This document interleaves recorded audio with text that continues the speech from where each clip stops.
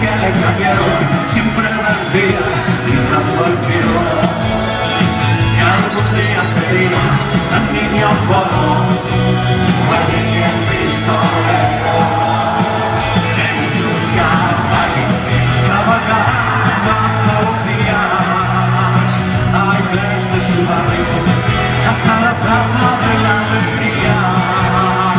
donde cerraban los ojos dentro de una papelera, donde soñar es tan caro como baratas la luz del día. ¡Vamos, Billy!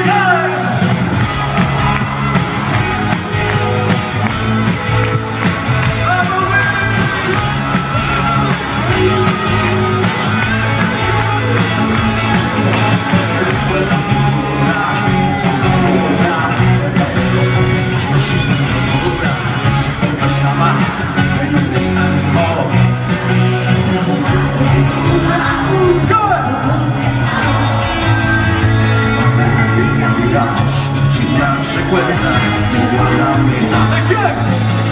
de todos desamparados, sin fragancia, gritando al cielo,